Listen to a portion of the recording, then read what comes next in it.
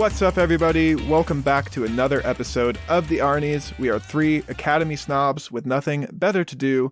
I'm Austin Terry, and I'm joined by my best pals, Matt Johnson and Keith Baker. Matt, how you doing? I'm doing well, guys. This is a big episode, a big day for our podcast. We started in June, and here we are. We've made it to the end of the year, and of course, we had to think of a great way to basically close out 2020. It's been a weird fucking year, so we were like, you know what? Regardless of what came out, what we talked about, we're going to put together an award show. It's the Arncademy Awards. I'm happy to be here. I'm happy to do this. This was a lot of fun to put together. Keith, let me bring you in as well. How are you doing, and are you excited for this? Yeah, I'm excited. I'm excited to see who's going to win these awards. I think we have some good awards coming up, too. I think they're pretty creative. I think the candidates are pretty valid, and yeah, it's crazy. Yeah, it's the end of the year, guys, so I'm excited for next year and excited to see what it will bring. Yeah, and this is, of course, a very special year-end bonus episode. Keith, since you loved our main episode this week so much, why don't you tell everybody what we put out for the main episode this week? Yeah, we put out a review for Wonder Woman 84. I think it's dog shit. I think it's the worst DC movie ever made. I saw this on HBO Max the first time. And then I went to go waste 3 more hours of my life in going to see a private viewing in the theater. So I'm pretty upset that I wasted 5 hours on that movie. But go see it. Yeah, I thought it was pretty good, so I'd recommend it. The episode's fun regardless, so go check that out too. If you're still trying to come to terms on your thoughts of Wonder Woman 84, certainly worth a listen. All right, well, to hear Keith's full thoughts and his disdain for the movie, be sure to go scroll back on your podcast feed and check out episode 31, Wonder Woman 1984 review. And today, it's the year-end special of the Arnies. We've had a blast putting together the show this year, and we figured we might as well cap off 2020 with our very own Arncademy Awards. We've got 12 awards to hand out today, and 24 nominees lined up to potentially receive said awards. Matt, any thoughts before we get to the ceremony? So the way we decided to do this is there's 12 awards, like Austin mentioned. Each of us came up with 4, 2 a bit more comedic, 2 a bit more serious, and then the other 2 members of the podcast would essentially come up with their own nominee. So the way we're going to do this is we're going to talk about the award itself. The person that nominated whatever they nominated will read about that, talk about it a little bit, and then we're going to open up the discussion. All of us will discuss which nominees, like the pros and cons of either of them, and then the person that came up with said category will award the sole vote to the nominee they think should win, and they will get their award in the mail in like 5 to 6 business days, so it's going to be great. And yeah, that's pretty much it. I'm excited to get into it. And yeah, this is a very prestigious episode of the Arnies, guys. Thank you for dressing up tonight. I like the black tie attire. Let's get into the ceremony.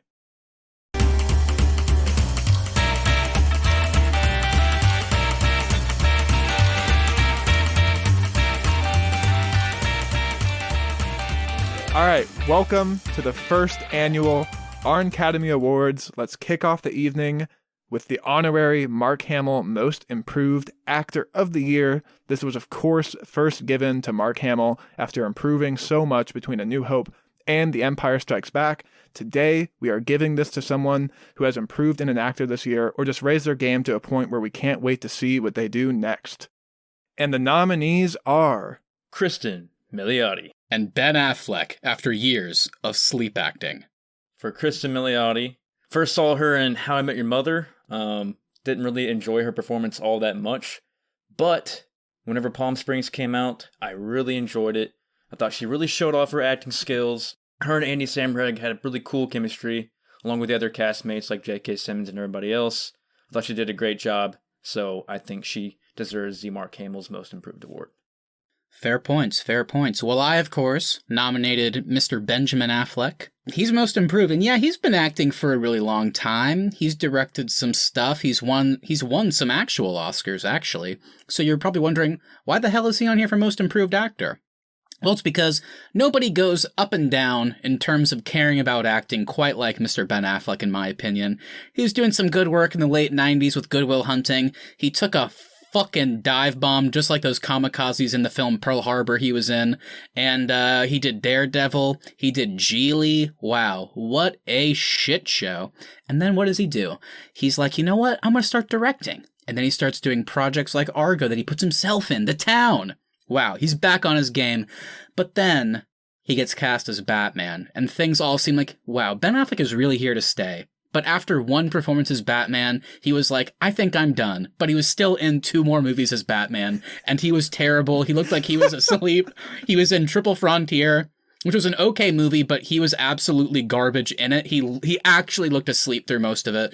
And all I'm saying is, guys, this year, Ben Affleck, God bless him, he got his life back together, and he came back with a movie that came out at the beginning of this year that I saw right when coronavirus started, called The Way Back. And in this movie, he is the lead. He's not directing this time, he's just acting, and he plays an alcoholic who kind of is trying to get their life back together after a family tragedy.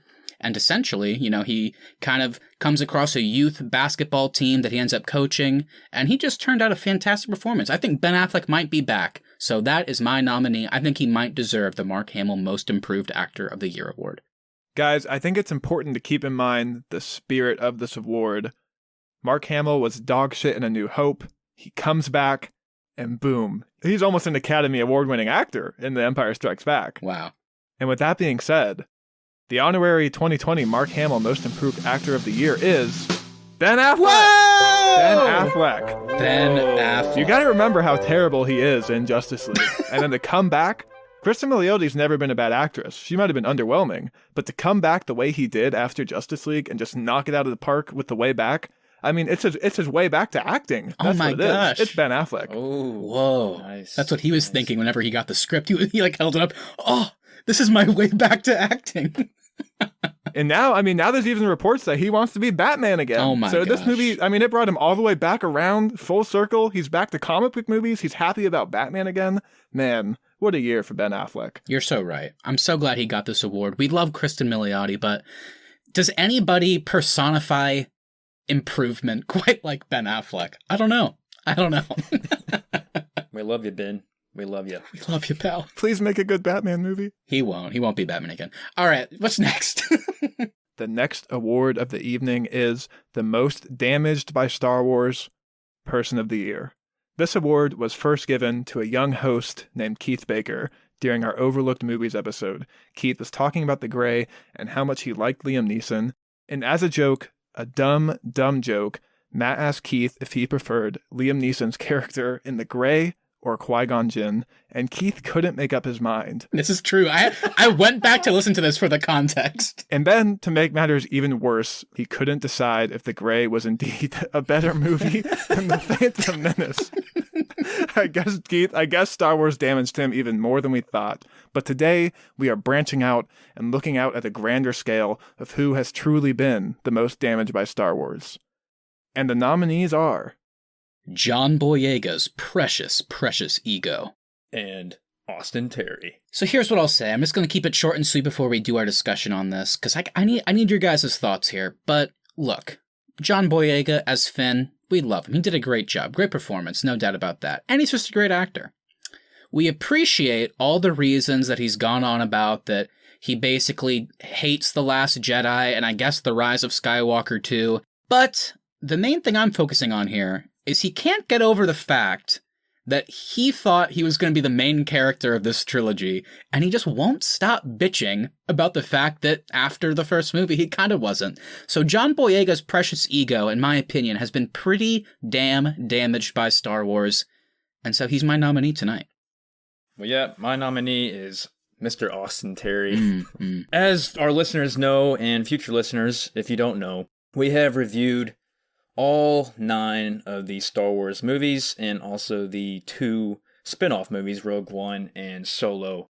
I think Austin is pretty tired of Star Wars. I don't think he's tired of The Mandalorian, but I think from the main movies, this guy's pretty tired. He's tired of editing those podcasts on it. I'm pretty sure he's tired just listening to Matt and I ramble on about our inside Star Wars jokes and all that kind of crap. And when it comes to hating movies, as we all know, I hated Wonder Woman 84, a lot. Yeah. But I think Austin might be neck and neck with me in how much he hates Return of the Jedi. That's true. He might actually even hate Return of the Jedi even more than I do. I definitely hate it more than you hate Wonder Woman. Then there you go. Now, Austin, this is kind of a weird little scenario here, because you are both I guess you could say, the judge and a nominee. So before you make your decision, is there anything that you would like to say? Are there any questions you'd like to ask us about the nominees, or is there anything that you need to say before making this decision? I think I have one question I need to ask Matt before I can make my decision. Do you think Star Wars has warped my mind so much this year that I wouldn't be able to choose between The Gray or The Phantom Menace being a better movie? No. And that is I'm speaking to Austin, who's asking me, and he is someone that spent hours and hours and hours watching these movies, then spent hours and hours and hours recording these podcasts with Keith and I, and then spent hours and hours and hours editing these podcasts. That being said, I think Austin would absolutely know that The Gray is indeed a better film than The Phantom Menace. I think that's a good point. And the award is in, and the most damaged by Star Wars Person of the Year is Keith Baker! I'm scratching myself from the nominee because he still can't decide if The Gray or The Phantom Menace is the better film. Well, hold on, quick. Keith, do you have an answer to that question? I still don't know. Oh my god, you're right, Austin, you're right. Okay, Keith deserves this award still. I'm honored, and I accept. You should not be honored, by the way.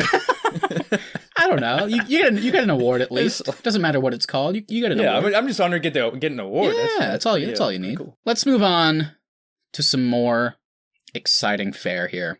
2020 was an interesting year, and frankly, I don't think there was enough controversy. There certainly wasn't enough of a fan base absolutely relentlessly on Twitter wanting just director's cuts. You know what I mean? We got the Snyder Cut, okay? Ever since they announced it, I've been dying these last 6 months. Are we not going to get any more people on Twitter praising and asking for director's cuts every single day? And that is what inspired this award. The next award is the 2020 product that we wish we could have seen the Joss Whedon cut of.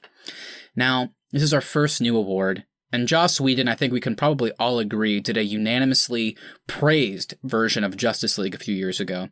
And so, obviously, since he's a man with little to no controversy to his name, he's a widely praised filmmaker, and that's all you need to know, I guess. With that in mind, what came out this year that Mr. Whedon could have done better, do you guys think? And the nominees are Wonder Woman 84. The finale of The Mandalorian Season 2. For Wonder Woman 84, there's not much of an explanation needed. I think anybody else could have made a better movie. Old Jossie boy, he made a cut of his own that people didn't know about. But the original was so bad and so hyped up that he's just too nervous to release it. It's too much pressure for him. And for The Mandalorian Season 2, we all know nobody does CGI better than Joss. I mean, that Superman mustache overlaid onto iPhone footage, just brilliant. And The Mandalorian Season 2 brings us a funky-looking Luke Skywalker. His lips don't line up with his speech, and his smile looks more creepy than the way Padme looked at prepubescent Anakin Skywalker. Now, who do we know that can fix all these issues? It's Joss Whedon. Release the fucking Whedon cut already. Josh made a bold decision to shoot the entirety of the Mando finale only using his iPhone 5. Disney couldn't handle it, and now he's got unreleased footage, and we need to see it. Wow, I was not expecting great nominees. I have some important questions that I simply can't come to a decision without knowing the answer to. First of all, Keith, it's more of, I suppose, a challenge, less so than a question, but you say that probably anybody could have done a better job at directing this than the original.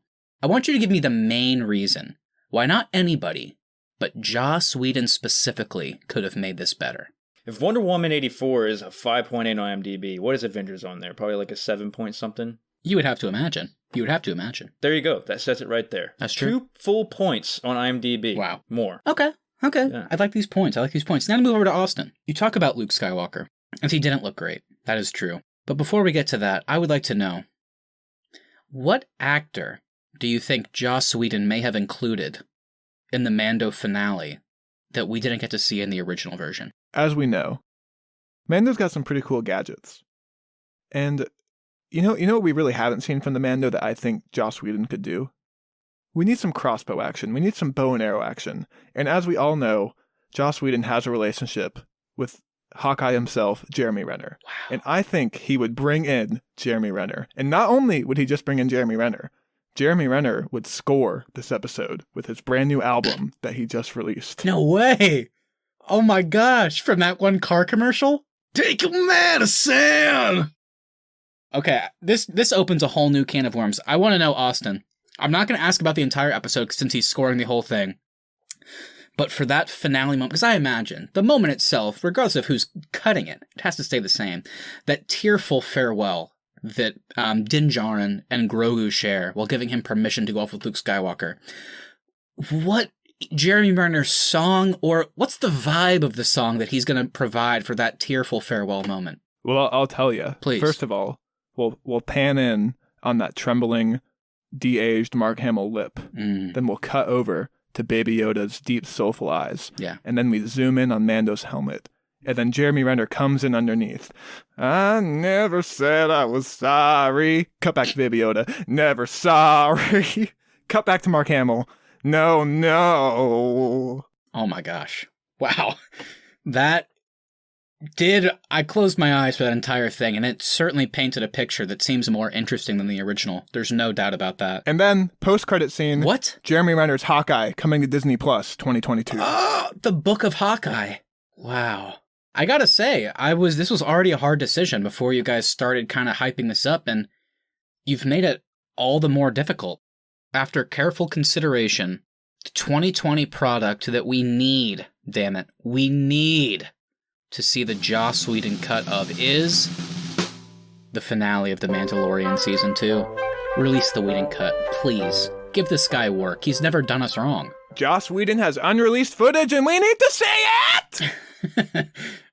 The next award, I can't speak for you two, but for me, it's equally as serious in the way it could shake the industry and tantalize fans around the world. I'm a big Nicolas Cage fan, like most people, and that's how I came to the conclusion that we could not do an award show without having this award, and it is that Nicolas Cage should have been in this award.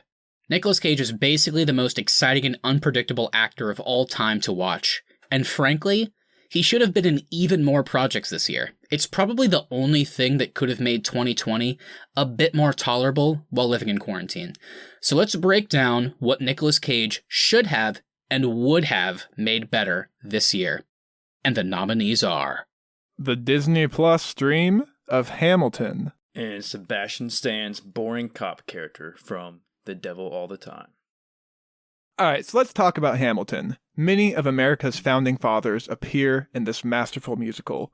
But who's missing? Do you guys know who's missing? Why, it's none other than Ben Franklin, of course. And there's only one way to correct this egregious snub.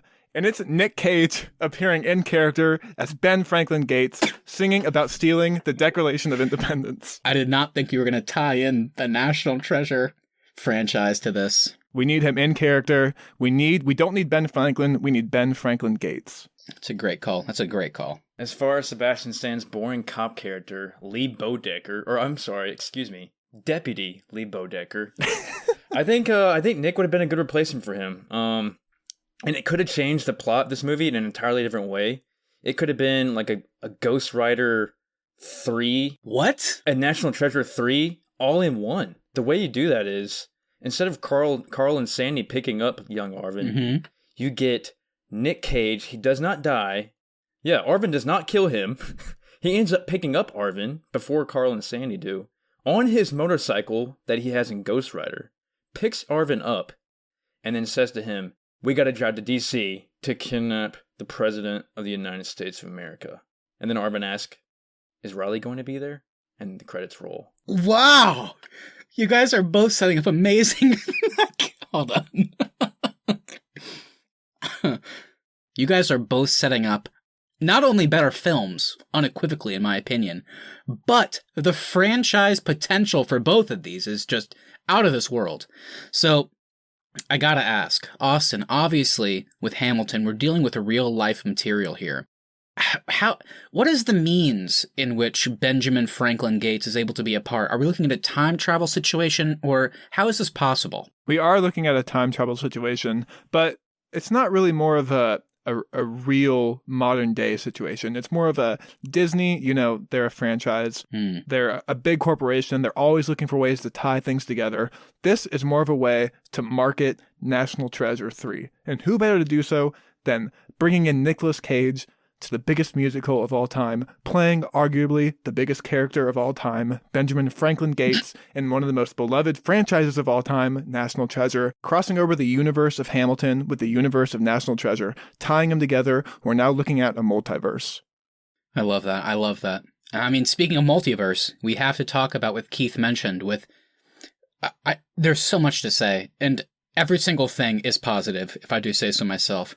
With Nicolas Cage replacing Sebastian Stan as Deputy Lee Bodecker, this opens up a world of possibilities with him being the Ghost Rider, as you mentioned, and leading into National Treasure 3 as well. Which franchise is most central to this multiverse that you're creating? I'm curious. Which is the most important to you? I think Ghost Rider and National Treasure go together in this one. I love that. I can't decide between the two of them. And it would make for a stronger Gates, you know? He can turn into like a flaming skull man when he needs to.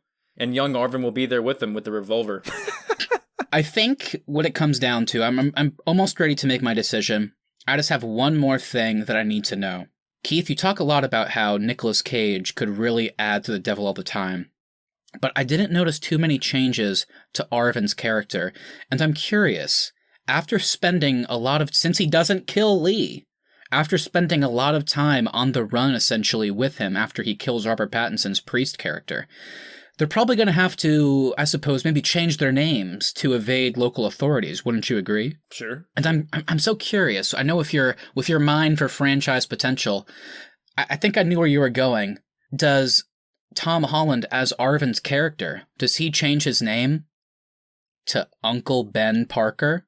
Setting up the fact that he is the younger version of Uncle Ben that will grow up to die and inspire Tom Holland's Spider-Man to be Spider-Man? Heck yes. This is a fourplex of oh my God. franchise coming together in one indie movie. You're damn right it is. And I love every second of it. I'm ready to hand out the award. And this is without a doubt the hardest so far. And I want to praise both of you for such fantastic nominees. The Nicolas Cage should have been in this award goes to... He should have played Sebastian Stan's boring cop character in The Devil All the Time. This is a snub. This is a snub, and I will not stand for it. I'm complaining to the Academy. There is potential snub here. Come on. You're right. There is a potential snub. But what it comes down to for me is while... the idea of seeing Ben Franklin Gates in Hamilton to right that wrong you mentioned and sing a song in new as well, tights, I know, is incredible. But the fact of the matter is, you were primarily setting up National Treasure 3. Keith was setting up National Treasure 3, Ghost Rider 3, Spider-Man Homecoming, and The Devil All the Time 2 on the run. And also, just to be serious, Sebastian Stan was the worst part of that movie, so Nicolas Cage should have been it. Exactly.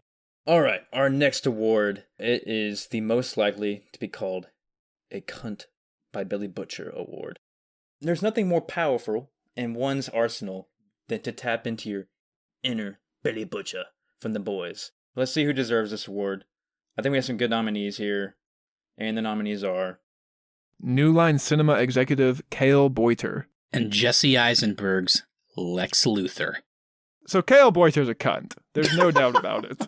He got lucky that he just happened to fucking love Will Ferrell, in his words, at the right time that somebody was looking to build a movie around Will Ferrell. And honestly, if he met Billy Butcher on the street, Billy Butcher would call him a cunt. I agree, to be honest. It's not my nominee, but I agree wholeheartedly. I think Jesse Eisenberg's Lex Luthor truly deserves to be called a cunt by Billy Butcher. And it's really for his red wig alone. Knowing Billy Butcher after watching 2 seasons of The Boys, if he ever saw this young boy sticking cherry Jolly Ranchers into people's mouths, he would certainly get the cunt distinction. But to take it even further, if he were to try a la Black Noir and Giancarlo Esposito's character to make a deal, so to speak, with Billy Butcher, and then that deal ended the same way as in BVS by sticking a cherry Jolly Rancher in Billy Butcher's mouth, he's not just getting called a cunt. He's gonna get the Haley Joel Osment treatment, you might say, and get his head bashed in on a bathroom sink. Counterpoint, there's not much distinction between Jesse Eisenberg's Lex Luthor and Huey Campbell. And Billy Butcher loves Huey Campbell. I don't know. I think once Lex starts pouring that sherry and walking across his big mansion, and he starts talking about all this religious and philosophical stuff, Billy Butcher is just going to call him a see you next Tuesday and shoot him with a shotgun through the groin. All right. The most likely to be called a cunt by Billy Butcher award goes to Cale Boiter. Ooh! Congratulations to Cale Boiter. He once again continues to fail upward and wins another award. All right, so our next award is the Most Ridiculous Line Award. We are taking a deep dive into every piece of content we discussed in the podcast this year, and we want to know which line made us cringe, feel uncomfortable, laugh, and look away from the TV in shame. Our nominees are Robert Pattinson in his uncomfortable southern draw, spitting out and yelling, "Delusions!" And Cyborg at the end of Justice League laughing uncomfortably and going, "Man, my toes hurt. I don't even understand the physics of how my toes hurt." All right. The lines speak for themselves, I guess. The only thing I'm going to say about mine, the line itself is awkward. And it's also preceded and followed by equally terrible lines. And here they are. It's Superman groaning and going, "I take it back. I wanna die." And then they both laugh in pain. We get our stupid toe line. And then this line is literally preceded by Henry Cavill, not an old man. Superman, also not an old man. And he just starts laughing like, because he thought that Cyborg's toe line was the funniest thing that he's ever heard in his entire life. And I'll tell you what, it wasn't, because I didn't laugh. In fact, the second he said it, I literally turned around in my chair, started banging my head against the wall and said, "Where's the Snyder Cut?" So I think this is just a ridiculous line. Well, I think my decision is made. The Most Ridiculous Line Award goes to Cyborg. Yeah, I don't think he can beat that one. Yeah, I can't deny it. That Cyborg line is hard to beat. It's deserving of the award. It's probably one of the worst things Joss Whedon has ever written, and it's probably one of the main reasons that we're getting the Snyder Cut. Wow. Thank God.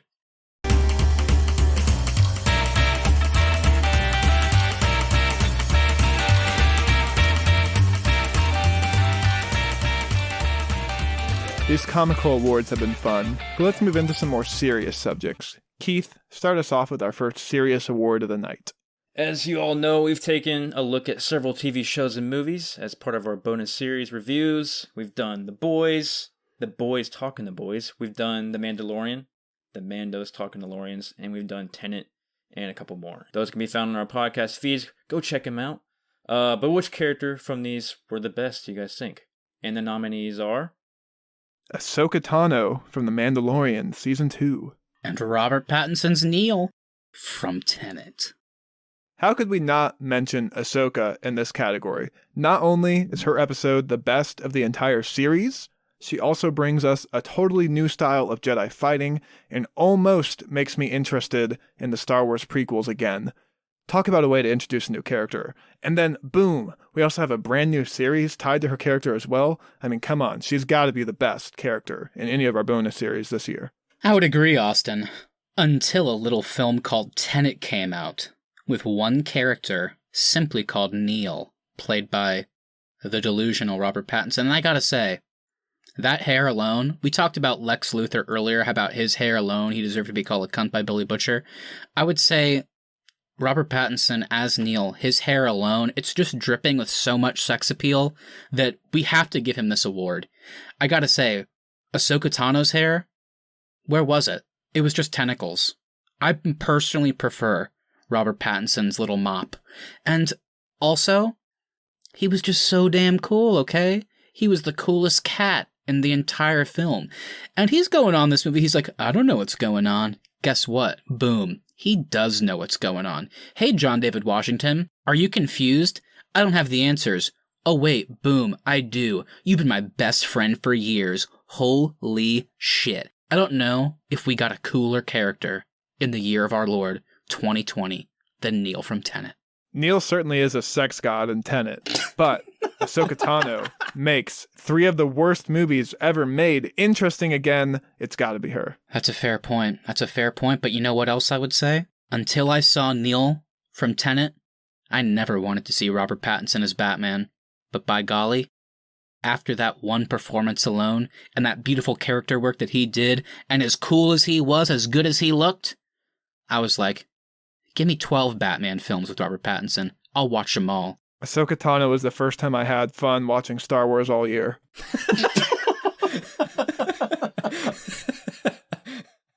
Yeah, and somehow the most damage still goes to me. But yeah, okay.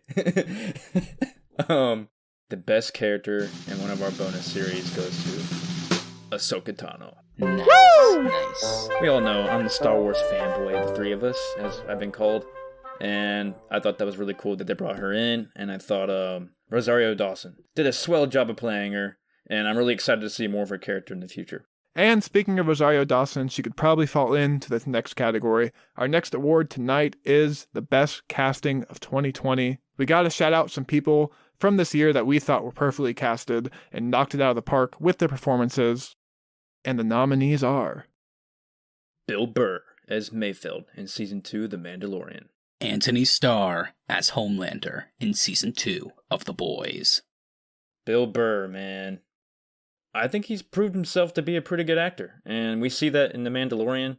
When we first saw him in Season 1, I was really surprised to see him in there, for one thing. I was like, I never would have thought Bill Burr would be in Star Wars. And I've even seen him in interviews saying that he wasn't a fan of Star Wars all that much. So that was really cool to see him play something that he's not, doesn't have all that much of an interest in. And I thought he did a really cool job in that prison heist episode. And then this last episode he was in Season 2, I think he knocked it out of the park. Especially, he definitely showed off his acting abilities at the mess hall scene. Showed off his dramatic skills. I hope he maybe comes back in the future of Mandalorian, and I hope he can get some other serious roles down the line. Bill Burr was great as Mayfeld, but he just wasn't as good as Anthony Starr as Homelander. I don't know how this guy did it, but he basically went through 8 episodes of The Boys Season 1, and he was such a standout that he was basically made the main character of Season 2, probably had the most screen time, even though he is by far and away the most despicable villain I've seen in any media in the last few years. But Anthony Starr's performance makes him so watchable, so engaging. Even when he's committing these acts, it's like, I can't look away and I don't even want to. And on top of that, we talk about emotional moments. This guy is disgusting as a person, but somehow they insert these little moments that even make me go, that's kind of a good point. Like the moment where he's talking with Billy Butcher's wife, essentially, about their child that they had together. And he's like, no, you have to stop lying about who he is and his powers and who his family is, because that's what they did to me when I was a kid. They did that to me. They lied. They kept me inside. They kept me hidden away from the world. And by the time I was old enough to see the world, it destroyed me. And he's acknowledging that it made him who he was today. It's such an introspective performance, so subtle, and when things get crazy, he gets crazy too, and it doesn't feel forced. And somehow he sustains this through like 16 episodes of The Boys now, and in Season 2, he was even better than Season 1. So I gotta go Anthony Starr on this one. All right, I have a question for each of you. Keith, I'll come to you first. Let's say Bill Burr gets his own Mayfield show. Do you think he could carry that show? I mean, yeah, if he got his own Mayfield show, I think he could carry the show. I think he has potential. It's hard to tell right now since we've only seen him in 2 episodes, but I do think... Well, see, that's what I'm wondering. We've only seen him in 2 episodes, and do we love him so much because we want what we can't have? We want more Mayfield, but we may not be able to have more Mayfield. That's a good point. But I do definitely think Bill Burr has the acting abilities and the personality to carry a show for sure. I think that mess hall scene was really good acting, and if he can continue to do a performance like that, then I think he definitely has the potential to carry his show. Matt, I'll swing to you now. Obviously, Anthony Starr plays an extremely despicable character in The Boys. Could you imagine anybody else in the role? No, I really can't. I think part of that is because he was a bit of an unknown quantity to not just myself, but a lot of people before joining the cast of The Boys, and he was basically joining as the main villain. So now as time has gone on, he's really made the role his own, and it's kind of like his own little flagship role in a sense, kind of kicking off his career in a big way. So I really can't. I mean, certainly there are actors out there that could do what he's done, but I think in a lot of ways, what he's done is it's a combination of the attitude, the nonchalantness outside of action scenes and just the daily stuff, kind of like the business side of the superhero world they're in. And when people disagree with him, whenever they bring out that dark side, the way things just change on a dime. That's kind of the whole thing I love about Homelander is how fast things change. And just with a little bit of like movement in his face somehow, Anthony Starr, like the range of emotions that he can do just by like somehow flickering his eyes in a different direction or something is insane in the best way possible. And the look and design of the character too, at this point, I just cannot picture anybody else in this role. And I wouldn't want anybody else to be in it. I think he's so damn good. All right. The award is now in. And the best casting of 2020 goes to Anthony Starr's Homelander. Respect. Bill Burr, a fantastic nominee. The thing that sold it for me is Matt brought up how quickly Anthony Starr switches Homelander's personality on a dime.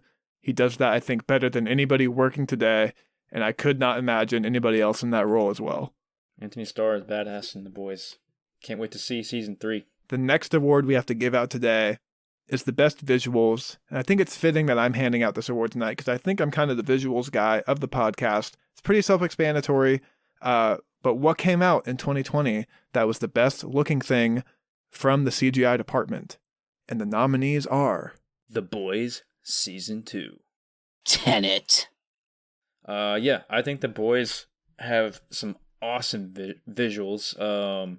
I think some of their visuals actually creep me the hell out sometimes too. I don't know about you guys when you're watching the show, but there's so many moments in The Boys that I'm always just shocked by in every episode, especially when it involves murdering people with their powers. It gets pretty intense, and I think it looks pretty damn good. You know, if we're gonna compare this to other superhero movies, it does rival other visuals, and you could say Avenger movies, maybe some of the Avenger movies. Definitely Wonder Woman 84. Oh, wow. That was terrible visuals in there. It's a great nominee, no doubt. But right now, let's talk about Tenet. Shouldn't be a shocker that a Chris Nolan movie made it on for something visual related. While and I don't think the rest of us, fully understood Tenet, I certainly loved how they used visual effects and visual storytelling to show how this interesting time mechanic, how it affected the world, time itself, and our characters as they move backwards through multiple different things. Dialogue, action, dramatic scenes, emotional scenes. And like I said, they even have full-on action, like war sequences with this crazy effect, and it somehow always looks seamless. While I admit that I did not love this movie and it was a bit weak for me, the visuals were stunning, fantastic, and they were done so well that it almost didn't even seem like a visual effect. It just felt like a real world thing. It just felt like time is actually moving backwards. They found a way using the CG and the visuals to make it look so real, and it was so appreciated and cool, and it added to the world of that movie for sure. And just like the simple dialogue scenes, it's like they use it for everything, and it was always so cool to watch, and that is primarily why I'm nominating Tenet. For Tenet, Matt, do you think it's the choreography and the blocking of the action, or do you think it's the actual visuals and like slow motion special effects that make the movie look good? I think it's a combination. I think choreography is always important, but at the same time, while it might be a bit simplifying kind of the stuff that the performers did, it would have just been a standard action movie had they not incorporated this like legendary slow-mo, adding in the effects whenever they're outside of stuff just in the background moving backwards. So it's like, while I think maybe more so than a lot of things, the blocking is incredibly important for this, if it wasn't presented in a way where stuff was moving backwards and time itself and our characters were moving backwards, nobody would have cared. It would have just been a standard action affair. So, yeah, I think it was completely necessary to add to this movie in the way it did. And Keith, can you submit to me an example of something in The Boys Season 2 that looks great, other than superhero powers? I mean, there's lots of chase scenes with the humans. Yeah, that I think they have great visuals as well, as far as explosions and combat scenes and all that. But yeah, I think some of the best, if you're going as far as the best visuals in the show, you do get some really good ones with the superhero people, obviously, because that's the hardest thing to create. Okay. And the best visuals of 2020 go to Christopher Nolan's Tenet. Wow. Obviously, probably one of the most underwhelming movies of the year, but visually pleasing. It's just eye candy through and through. And who does it better than Christopher Nolan when it comes to visuals? It's a great point. It's a great point. All right, everybody. It is time for probably the most important question on social media this year. What is the hottest take of 2020? So we all love our controversial opinions, am I right? Austin and Keith have come up with a couple of their hottest takes of the year. I want to know what they came up with. So boys, let's not do this whole thing of setting up. I want to know right now, what are your hottest takes? The nominees are... This is one of Matt Johnson's very own takes. Birds of Prey is the best DCEU movie. Wonder Woman 1984 is the worst DC movie to date. Both of these takes come from our most recent episode this week, and Matt's take comes from when we were doing our rankings. He ranked Birds of Prey as the best DCEU movie to date. And I mean, that's got to be the hottest take of 2020. I don't think anybody would put Birds of Prey as number one. I think some people would say Wonder Woman, some Man of Steel, and maybe there's a Rogue BVS out there, but nobody is putting Birds of Prey at number one. The same guy that has Solo, number 3 or 4 in Star Wars. Birds of Prey, number 1, baby. All right, this is another interesting, weird thing. Like, earlier when we had Austin, I guess, / Keith in the most damaged by Star Wars, I am the judge here, and Austin's hot take is my own hot take. Not even his. He doesn't even agree. So this could lead to some beautiful moments. Keith, please, though, tell us about Wonder Woman 84 one more time. So, why is Wonder Woman 84 a pretty hot take? And I like I said earlier, I think it's the shittiest DC movie in the DC universe so far. Because I think other people, I think you guys included, would say that Suicide Squad or Justice League would maybe be the worst.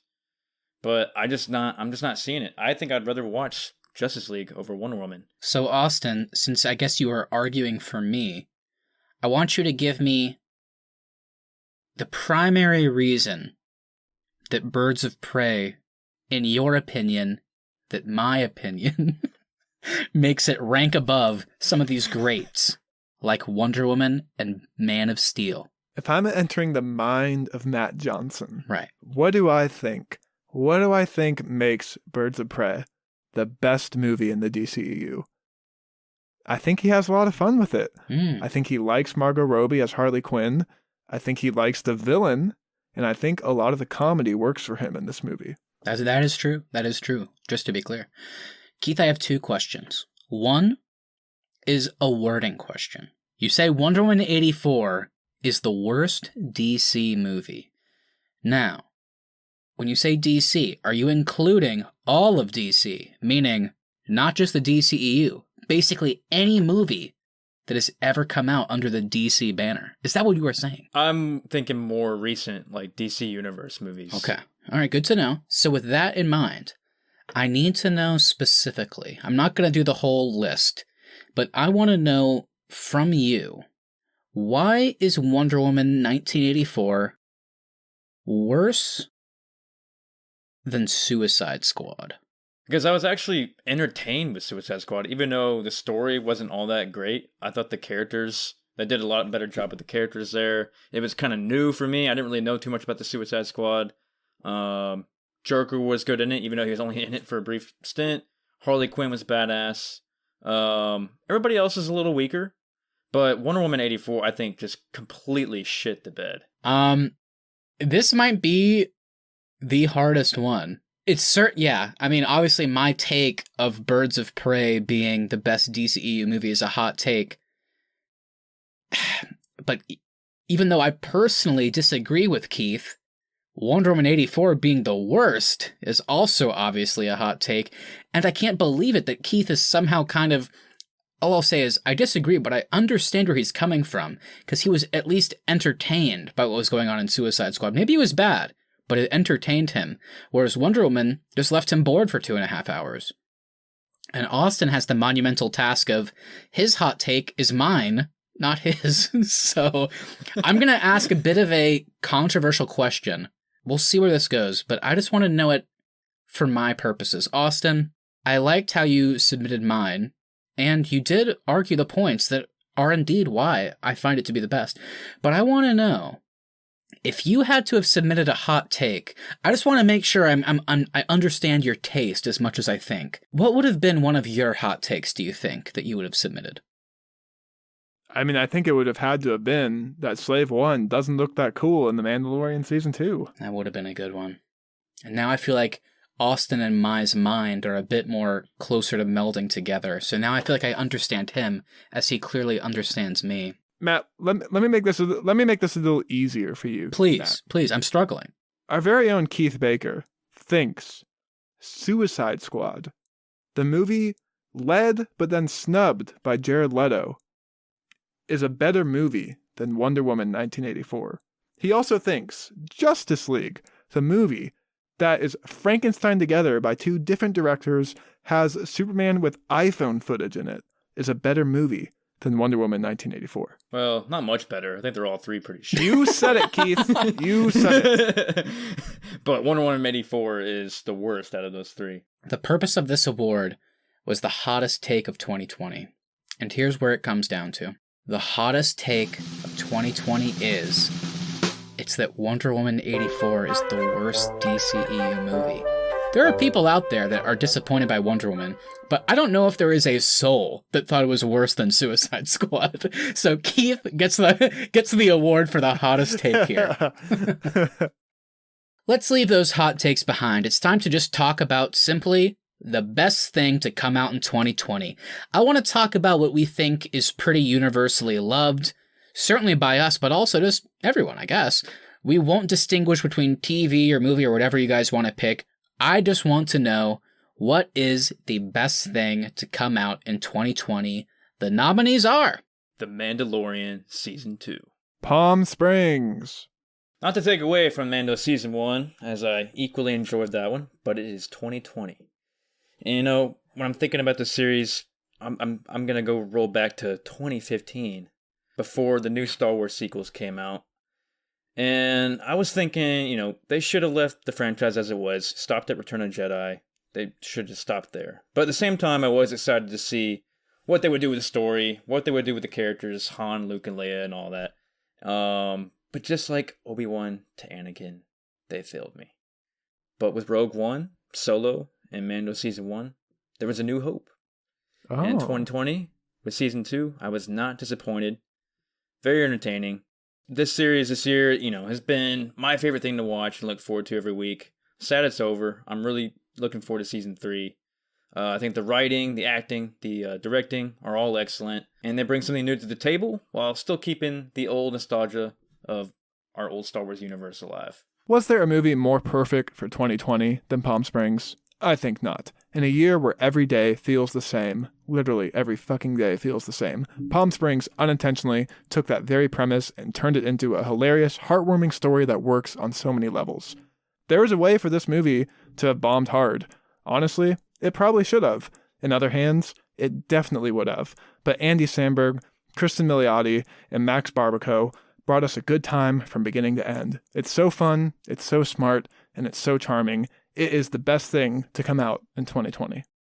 So, we have a scenario where we have a TV show up against a movie. 8 hours versus an hour and a half, probably. So, Austin, I want to know, why did the much shorter Palm Springs in comparison hit you more than something that kind of was stretched out in a positive way, like The Mandalorian Season 2? Well, as I talked about on the Mandos Talking the Lorian, there's a few episodes in The Mandalorian Season 2 that didn't work for me. Whereas for Palm Springs, I think the entirety from start to finish is great. I also think Palm Springs is pretty endlessly rewatchable. I think every time you do rewatch it, you pick up on something new. So if we're just talking about the best thing to come out in 2020, how can I pick something that I felt like had a letdown a couple weeks, whereas Palm Springs, I think, blew me away from start to finish. I'll say that Mandalorian Season 2 is also rewatchable, though. I plan on going back and rewatching Season 1 and 2 at some point. I think only one episode is rewatchable. I don't want to sit through that entire season again. What? Oh, man. I thought it was awesome. I loved it. Like I said, it brings so many cool characters in. I mean, we were talking earlier with Bill Burr. Boba Fett's back. So they do a good job of bringing in the old Star Wars characters while combining with new and improved new characters. I don't know how else to word it, really. Yeah, they do a good job of combining the old planets. So they have the old school Tatooine, and then they combine it with the new planets like Navarro and all that. But they also get talks of the old Star Wars story, as Cara Dune talks about her planet, Alderaan. So you just get all this good nostalgia mixed in with new action, new stories, and then at the very end of the season, we get a glimpse into the Boba Fett story. So, do you really want to go to Tatooine again? I'll go to Tatooine as long as they do something. Like we said before, if it's a cool side story, I'm all for it. Like you said before, I said I never need to go to Tatooine again in this franchise. I want to end this on a positive note. Austin, I want you to tell me what your favorite thing is about The Mandalorian Season 2, and Keith, I want you to tell me what your favorite thing is about Palm Springs. I think I've said it in the episode. My favorite thing about The Mandalorian Season 2 is Rosario Dawson's Ahsoka Tano. She makes me interested in the prequels. She makes me want to go watch the animated Clone Wars story, and she makes me excited for the future of Star Wars. My favorite thing about Palm Springs, I would say, is the time travel sequence in it. It's been a while since we've had a good time travel movie, and they brought a good one in here in 2020. And I think Kristen Milioti and Andy Samberg played awesome and funny characters. I don't think anybody else could have played them better. I mean, yeah, is there a better actor working today than Andy Sherbert? Andy. I love Andy Sherbert, man. Okay. I'm surprised with my answer, but I have one. This is, I think, the biggest award of the night. It might. I think it is too. And I think these nominees, at least for me, are the actual answers that I would have made. If I was the one, not just coming up with the category, but picking the two nominees, I definitely would have picked these two things. Because The Mandalorian Season 2 made me a fan of The Mandalorian, because I was not a fan of the first season, and Palm Springs was just the most surprisingly pleasant movie of the year. The award for the best thing to come out in 2020 is Palm Springs. Whoa, I thought you were going to go Mandalorian. I will say, I thought you were going to go Palm Springs. There is a caveat. I think The Mandalorian Season 2, for me, is probably the best thing to come out in 2020. But I liked Austin's argument. I liked him talking about how, hey man, it's a TV show, it's 8 hours, it's not always going to hit, it didn't always hit for me. Palm Springs, you have a nice hour and a half, and it never doesn't hit.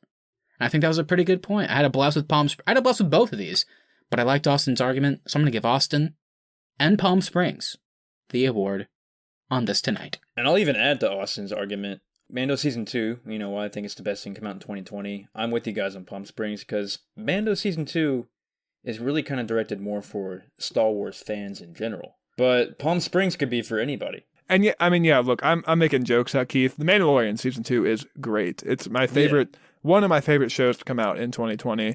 Like Matt said, it made me more a fan of The Mandalorian, and I can't wait for Season 3. I will say, though, finally, to preface, Austin said that might have been our biggest award of the night. I think I might have to respectfully disagree, because this next one, and our final one, is pretty damn huge. All right, we are down to our last award of the night. Our last award is the best of our bracket winners. So if you are a regular listener, you know we've done 5 brackets this year.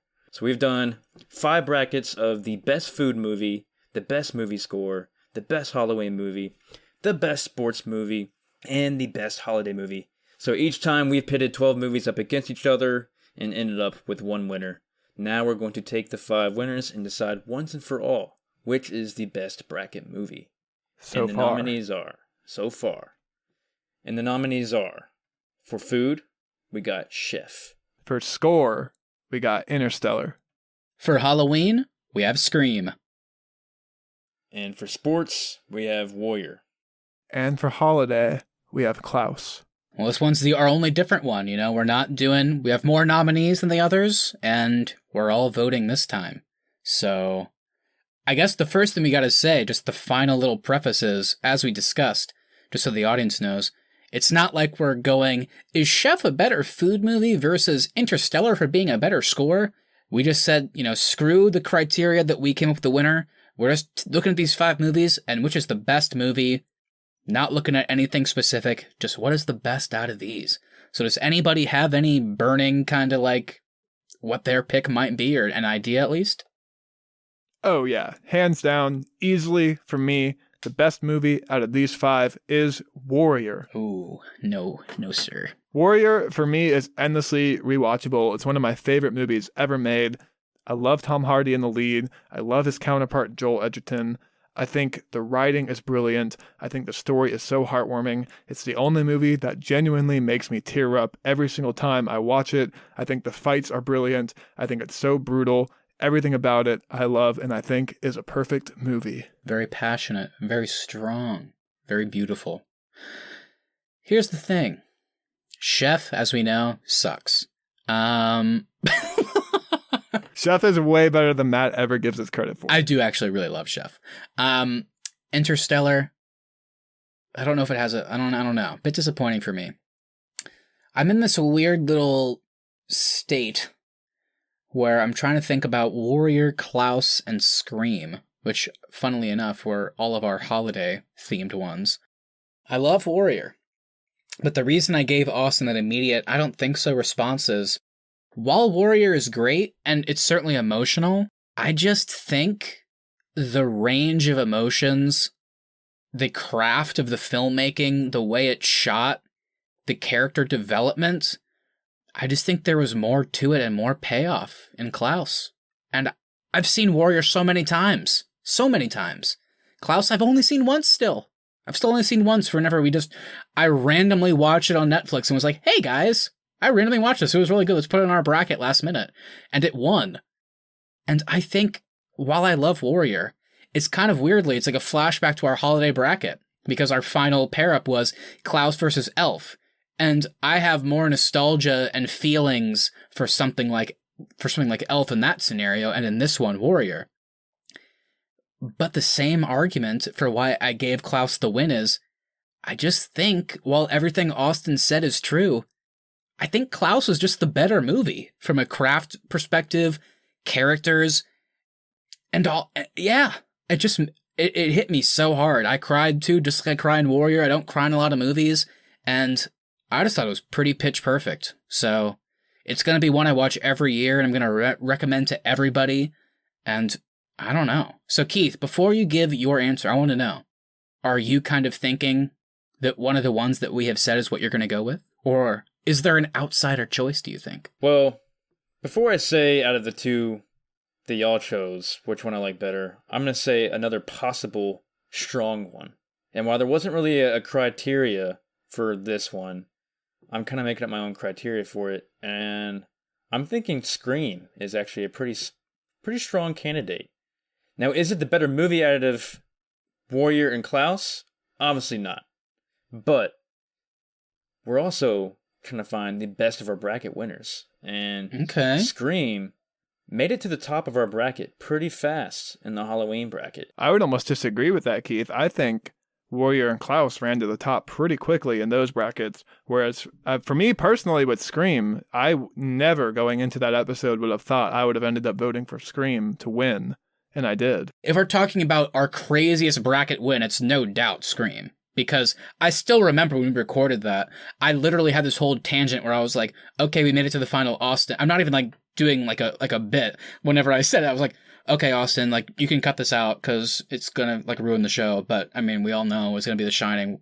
Was anything going to be The Shining? And then Austin, the person that screamed the least was like, I'm voting for Scream.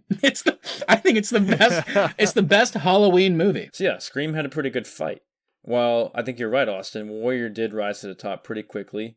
We put down The Fighter really fast, which was all a surprise to us, even though we all loved that movie from our past.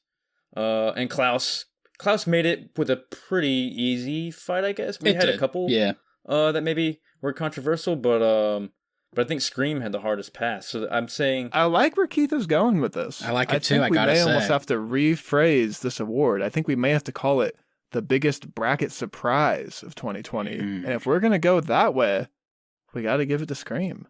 Well, you know I think we what? might have to give I'll say this, though. Why not combine them? Why not combine them? I think there's nothing wrong with leaving the verbiage the same, but you know what? Let's just combine it. Let's think about what's the best movie, but let's keep that surprise factor, that fight factor in the back of our minds. And that's certainly, I think, equal criteria. And you're certainly changing my mind here, Keith. Because Scream, without a doubt, had the hardest fight. I think Scream certainly wins it if we're looking at, like, our best bracket surprise. And it's, like, the best winner of our bracket. But if we're saying, what is the best movie out of these? Then that's where it gets tough. So, I don't know. I mean, do you guys, after kind of talking that through, do you have a more solid idea? Or, because I'm a bit lost now. If you guys are more solid, speak up, please. I think we all have made substantial arguments for all three of these films winning. I think it's time to declare a winner. Keith, I think you have a strong one in your mind. Take it away. All right, so the best bracket winner goes to, for Halloween, Scream. Wow. Yeah, we can't deny it. That had the toughest path to the top. It was the biggest surprise when it won. And Scream deserves it, man. Scream deserves it.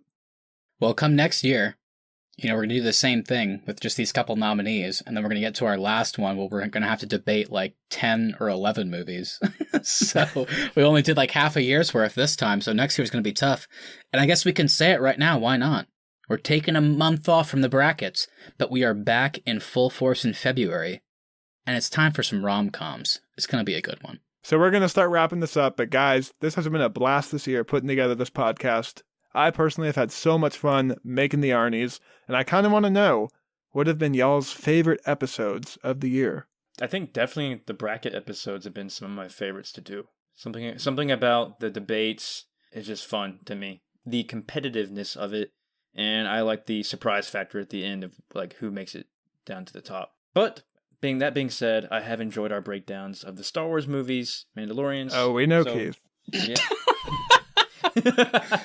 I have so many. I mean, Austin, you go. I mean, what are you feeling? What was your favorite as well? I want to hear it. So my personal favorite that we've put out is the movie scores episode. I had so much fun preparing for that one. I had fun finding the cheap freebie versions of the soundtracks. I had fun presenting them to you guys on the episode and hearing your reactions. For me personally, that one was just so much fun to prepare for. I can't pick one. I have so many favorites. We've had such a fun time recording most of these. I will agree with Keith, the brackets, just because of like the preparation that has to go in them. It's like we have to rewatch some of our favorites, but we haven't seen them in a while, so we need to rewatch to refresh. And then every time we've done it, my favorite part is that we all get to watch movies that we've never seen before and have probably heard something about that somebody else is recommending in the group. So we finally have an excuse to watch something new. And I feel like for the most part, in all the brackets we've done, it's been a pretty like worthwhile experience. Like I finally got to watch this movie and it was really fun. So the brackets have been great. Since I'm such a holiday movie guy, the holiday one that we just put out is certainly a highlight. But I'm going to say this one.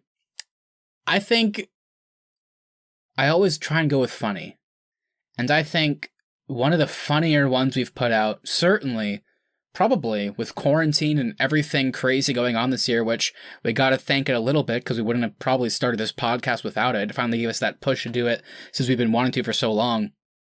But I have not laughed so hard as I did when we recorded that New Hope episode, which was just the perfect kickoff to our Star Wars series, which I don't even know if originally that was supposed to be like this big start to an 11 movie review series that was bi-monthly, and then also The Mandalorian, but it just turned into that because we had so much fun with A New Hope, and we all were so excited to do it, and then we rewatched it, and we were like, oh my fucking god, it doesn't hold up at all. And it was just us for like 2 hours just laughing our ass off quoting it. So I would say genuinely... The Mark Hamill impressions always get me in that episode. Oh my god, they're so good. If you need an episode of ours to go back to, truly I would recommend go back to our New Hope review and then just check out our Star Wars review series from there because you will have a blast, just like we did recording them. And a couple other ones I'll mention that I had a really fun doing. was the Palm Springs episode, Oh, yeah. which was, Yeah. I mean, I guess we can disclose it, was somewhat of a scripted episode where we kind of did our own. We weren't really in a time loop.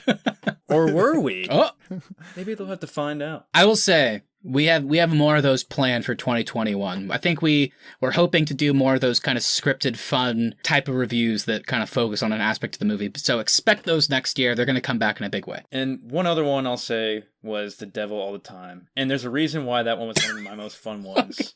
Let's disclose it. Matthew and I were very hungover the day we reviewed that. Austin was a nice sober boy that day, but Matthew and I were not so sober. Yeah. But that was actually one of the most fun ones I ever recorded because I felt like shit.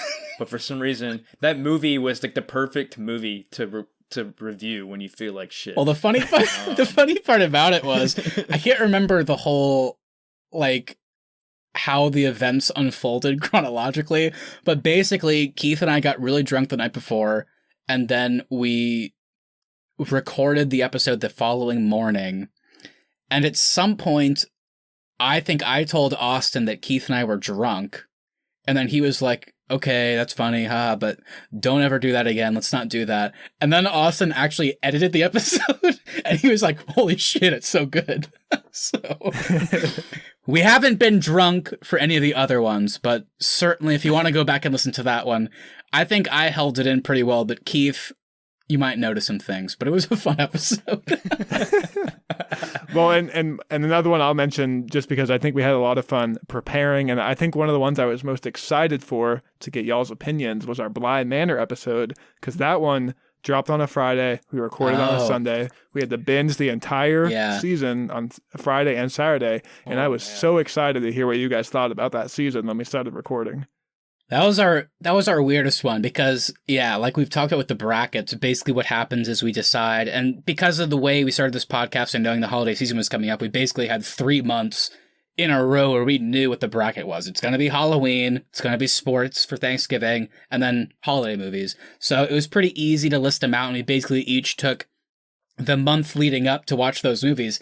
But that did not happen with Bly Manor. Just the way we had stuff scheduled and with the Halloween bracket, we couldn't move it. We were also in the middle of our Star Wars series, so we had to do Last Jedi, and then we had other stuff that we couldn't move. So we were in a position where Bly Manor came out on a Friday, and like Austin said, we had to have it all watched and reviewed so we could record it on a Sunday morning, and that was a long weekend. But it turned out so fun. So we didn't love the show, really, but it was a lot of fun to do that and record it. All right. Well, everybody, we also got to give just a heartfelt thank you for checking us out this year. As I think everybody feels, 2020 has just been a rough shit year. This podcast for the three of us has been a real bright spot. We've had so much fun putting this together, and we can't thank you enough for listening and checking us out throughout this year. Appreciate it. Thank you, everybody, for listening.